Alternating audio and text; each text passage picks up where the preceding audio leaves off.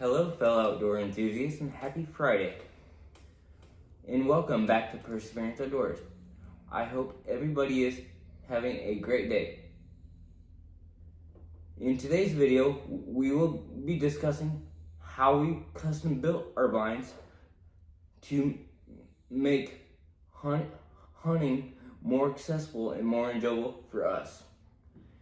Today I have a very special guest with me, my dad. Hello, I'm Bill Bublitz, also known as Alan's dad. What will we be discussing today, Dad?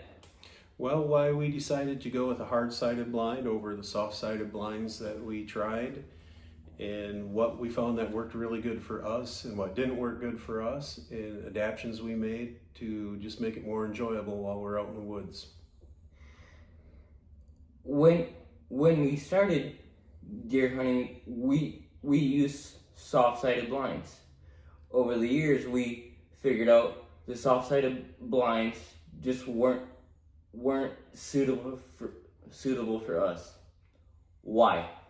Well, getting in and out of them, the soft-sided blind you come into like on the corner, and it was very hard to get it opened up and get his wheelchair in there. And second, the shooting height, the window height was not right for Alan. It was very high.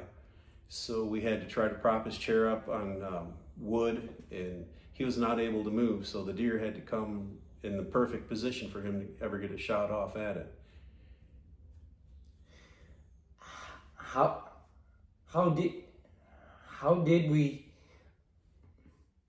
fix the window height problem?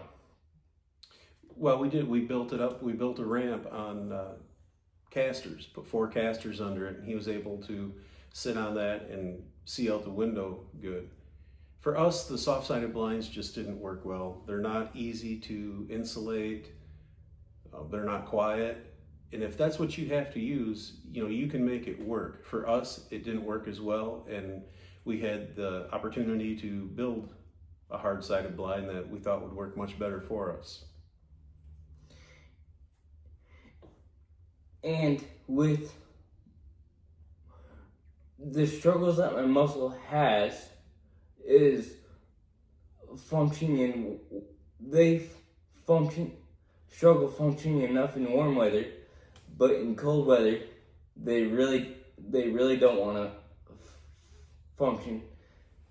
How did having a heater and insulation really help us? Well, we were able to bring the temperature up usually to a constant 60 to 70 degrees. We use Mr. Heater Big Buddies in it. We put rubber flooring down. There are sections that we bought from Harbor Freight. They snap together. They worked really good for insulating the floor. And with a plywood floor, you drop anything, a coffee cup, a shell, your coffee cup lid, anything, it's like beating on it with a hammer. It was very loud. That made it really nice because it quieted everything down in the blind and insulated the cold air that was coming up through it. The heaters we use have safety functions in them. There is an oxygen sensor, so if you do not have a window cracked and you deplete the oxygen, it will stall out. Also, what did you find it has? I found that the sensor also is very responsive, so when somebody in a wheelchair has a starter reflex and kicks it, it will stall out. If it gets kicked hard enough, falls over, so you don't risk injury or potentially dying from carbon monoxide poisoning. Mm-hmm. And if you kick it over, it doesn't start the blind on fire.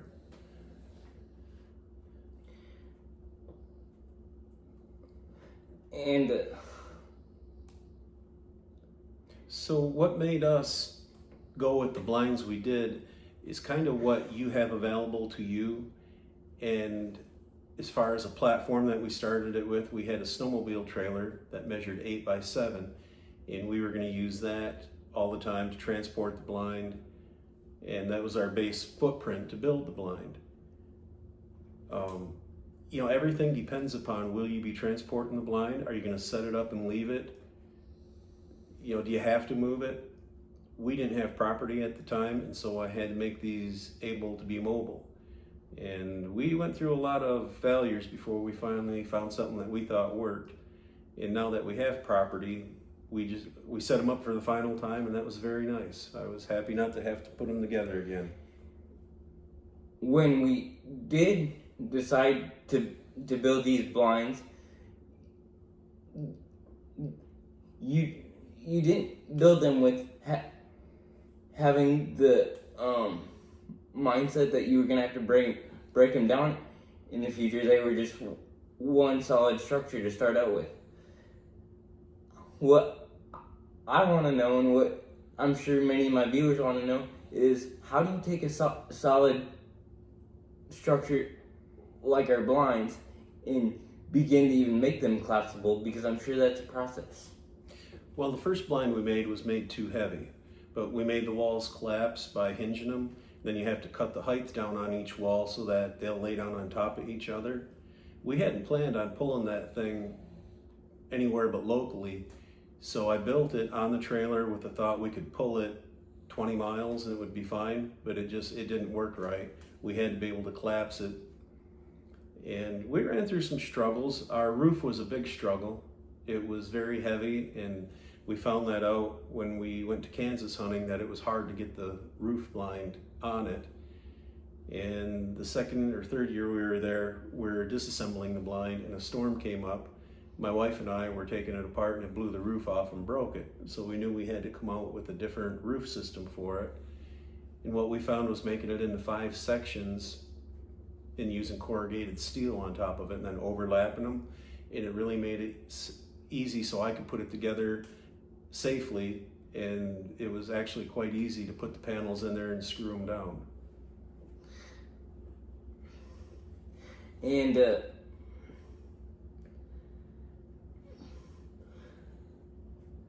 if you were to build another blind now that we have property and we're not gonna take it down and haul it anywhere, is there anything you would do different, knowing that the trailer is no longer a major factor? There's not a whole lot I would do different. The roof was our biggest struggle, trying to find a way to be able to get that up. Windows were another thing. We made windows out of plexiglass and used garage door molding to seal them. The molding has a 2-inch strip on it, cut an inch off that and use that to seal the windows up. So I think we got everything pretty much set to where we want it. Getting in and out of the blind was one thing. I carried Alan in and out on the first blind. We built steps that just stayed out in the woods with it. The second blind we set up, we put a ADA wheelchair ramp on it. And the first ramp we put on was too steep. We fell more than once. I'm glad nobody could see us. And then when we got the deer blind ready to go to Michigan, we put the snowmobile trailer on an 18-foot car hauler, so it made the base of the blind 50 inches off the ground. We got it up so he would get a little bit better view, be able to see further. So we put a 12-foot ramp on it, and it was a little bit too steep then. We had a collapsible ramp we put on that too to make it a little bit better. It's basically boils down to what limitations you have and what works best for you to get you in and out of the woods, to get you in the deer blind, to be able to sit there for a long period of time, be comfortable, and be happy. Be happy with what you're doing in the woods and enjoy it. Enjoy the experience. And then another thing too is that's nice about this blind from my personal experience. When I'm hunting, shooting, and doing anything, even sitting here talking right now, my muscles tense up. And what's nice about this blind that we can get away with is I can unstrap my feet every once in a while and be able to stretch them out and not worry about the noise factor so much, because we are so insulated that it just makes it nice to stretch your legs out. That way they're not tied back all the time, because that's not very good on your legs to have them tied back for 10 to 12 hours at a time. It takes a toll on them.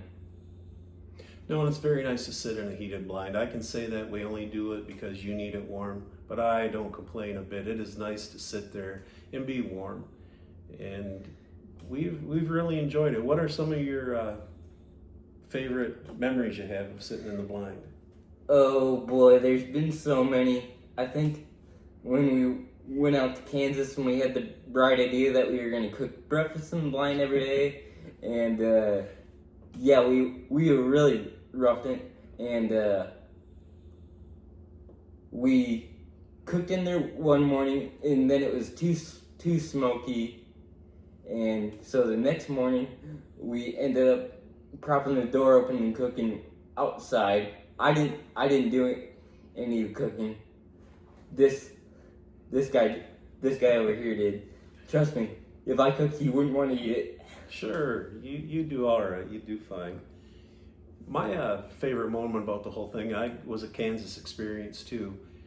Our friend Mike was with us, and we sat out there after last shot. We cased the gun, and there was a fresh 6 to 8 inches of snow, and we just sat there and watched the deer for probably 2 hours.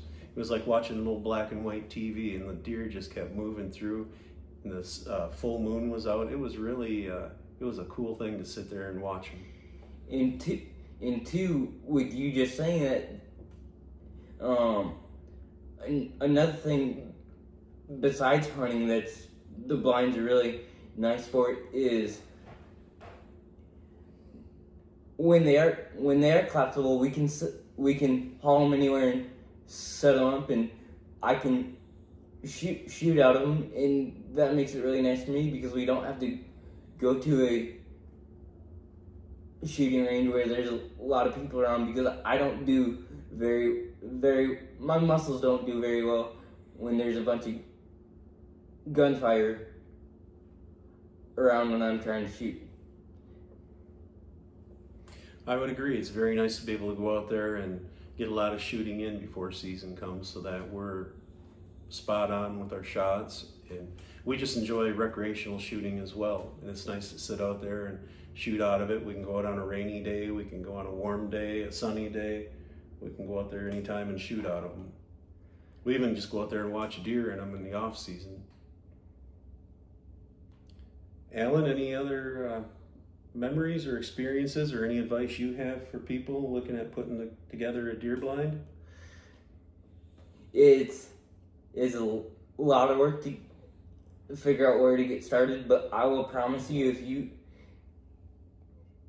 from me being in a wheelchair and having that personal experience and not being able to move around, when you get cold, it really drags the fun of hunting down quite drastically, because I can't get up and move my legs. So an insulated blind with the heat and all the stuff that we've done really is something that eases my mind, knowing that we don't have to worry about that. Me too. It's nice to know that you're comfortable and that you can function in the blind easily. Well, it looks like this is going to be a 2-part video with your slideshow of pictures coming up. Thank you for having me with you today, Alan. It's been a pleasure as always. Thank you, Dad. Have a great day, and thank you for your time. You're welcome anytime.